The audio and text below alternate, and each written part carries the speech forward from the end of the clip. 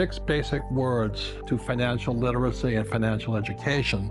And the 6 words again are income, expense, asset, liability. And the last 2 words are the words cash flow. And that's why the game is called cash flow. And the secret to being rich is not a college education, but can you control cash flow? So how do I get rich? I borrow money and I buy assets with it.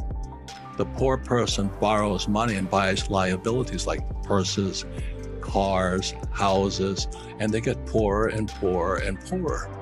First thing my rich dad said to me, if you're going to be a rich man, you better learn 2 things right now. Be an entrepreneur. You've got to learn how to sell. And secondly, got to know real estate, because real estate is debt and taxes. What do you mean debt and taxes?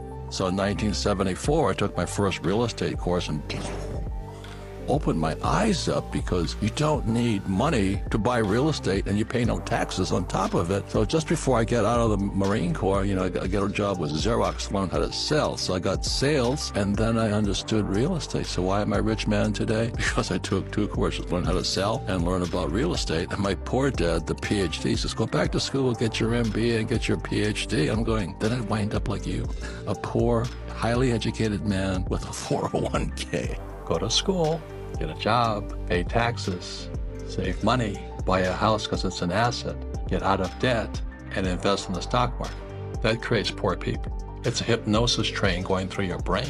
I am a billionaire in debt. You know why? Because I get tax breaks for borrowing money. The more money I borrow, the less tax I pay. Let's say I own a commercial building.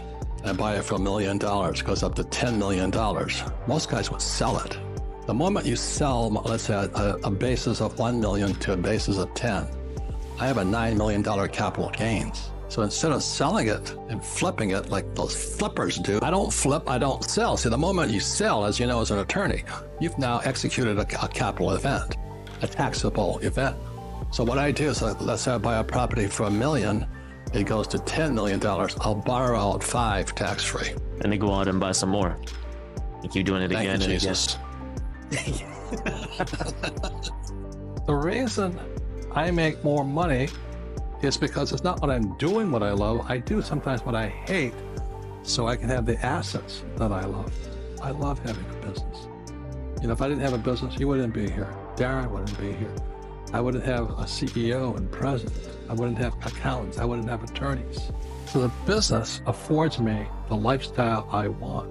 95% of Americans are fake rich. Yeah. They may have, a nice big house, the fake Rolex or the fake this on, but the problem with many people in my generation is they look rich, but they're fake rich. So the first thing that most guys buy is the big house. Then they drive nice cars, and then they have a lot of bling. But that's a very, very poor person. If you really want to have the nice things of life, focus again on assets. Is that if I want a new Rolls Royce, a new Ferrari, I buy the asset first, then it buys the Rolls Royce. So what's buying my Rolls Royce right now is I have apartment houses and golf courses. I just focus here and I get anything I want here. I wouldn't touch a stock. I don't touch mutual funds. I don't touch ETFs. You know why? Because it only makes them rich. If you read Rich Dad Poor Dad, it says your house is not an asset. Why? Because for 30 years when you own that house, you're sending money to the bank, right? So when you have a 401k or a retirement plan and all this, and let's say you start at 20 and you're going to retire at 65. For 45 years, you're going to send that money to buy stocks, bonds, mutual funds, ETFs, and savings. Stupid. I want my assets putting money in my pocket. I don't want to buy a house that takes money from my pocket. Most people's retirement plans aren't assets, they're liabilities, because they're sucking cash out of that person's pocket for 45 years. Debt is a 4-letter word for most people. There are many people in my position, so-called financial gurus, who say live totally debt-free. And there's other people who say cut up your credit cards.